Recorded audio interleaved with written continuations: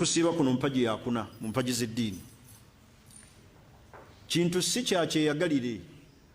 Kyovulaba Allah yagamba faman shahida minkum ash-shahra falyasumhu, bwe gulabika bagusiibe. Eyo oda kiragiro. Tuyingira omwezi ogwa Ramadani abantu ne baguzanyiramu ne basigala mu mmere. Olinaga 10 eryo erisembayo wenja okutandikira faman shahida minkum ash-shahra, bwe guboneka leero nti enkya Ramadan kikakata ala jamii almuslimin, ku basiraamu bonna okusiiba okujjako abo Allah be yajjamu, omuli abalwadde, omuli abatambuze oba abaana abato. Kati okusiiba mpagi ya busiraamu kuyimiridde eddiini.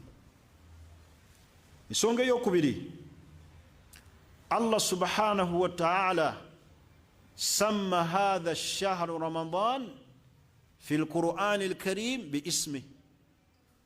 Mu myezi gyonna Allah omwezi gwe yayita erinnya lyagwo, mu myezi 12 Ramadan. Allah yagamba mu Qur'an y'ekitiibwa mu suratu Tawba, yagamba nti inna iddata ash-shuhuri inda Allah 12 shahran fi kitabillah. Emyezi egimanyikiddwa mu maaso ga Allah giri 12. Allah teyayogera mwezi gwonna linnya.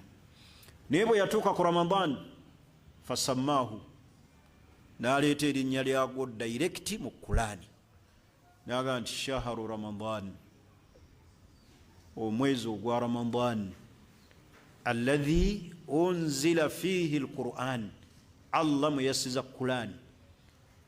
Wano waliwo ebirungi bibiri mu aya omwo.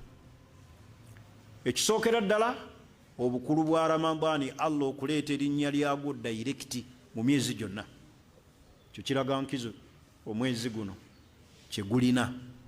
Ekyokubiri, obulungi bw'okukka Qur'ani mu mwezi guno ogw'ekitiibwa ogwa Ramadani.